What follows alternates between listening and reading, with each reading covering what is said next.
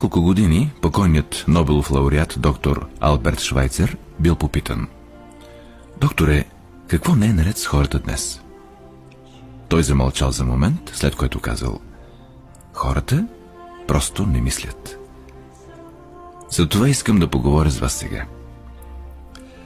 Живеем в златна епоха, време, за което хората са чакали, мечтали и работили в продължение на хиляди години. Но след като е тук, го приемаме на готово. Ние сме особено щастливи, тъй като живеем в най-богатата епоха, съществувала някога в историята. Във време на изобилни възможности за всеки. Но знаете ли какво се случва? Нека вземем 100 човека на 25 годишна възраст. Имате ли някаква идея какво ще се случи с тези хора, докато станат на 65 години?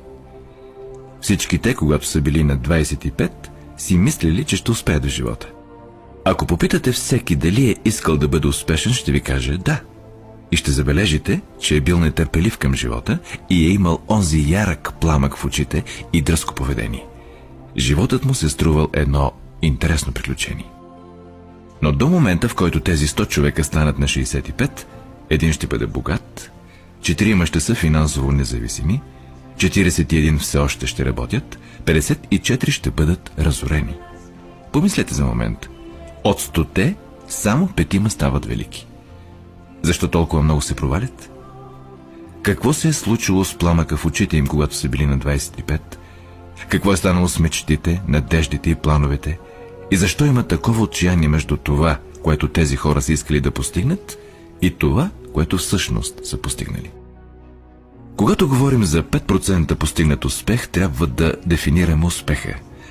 Ето най-добрата дефиниция, открита досега. Успехът е прогресивна реализация на достоен идеал. Ако човек се стреми към предварително определена цел и знае къде отива, този човек е успял. Ако не прави това, той е провал. Успехът е прогресивната реализация на достоен идеал. Роло Мей, известният психиатър, е написал една чудесна книга, наречена „Стремежа на човека към себе си“. И в нея казва: противоположното на коража в нашето общество не е страха, а конформизма. И това е проблема днес – конформизмът. Хора, които действат като всички останали, без да знаят защо или къде отиват. Сега си помислете за момент. В България има над 2 милиона хора на над 65 годишна възраст и повечето от тях са разорени. Те разчитат на някой друг за нещата от първа необходимост. Учим се да четем, когато сме на 7. Учим се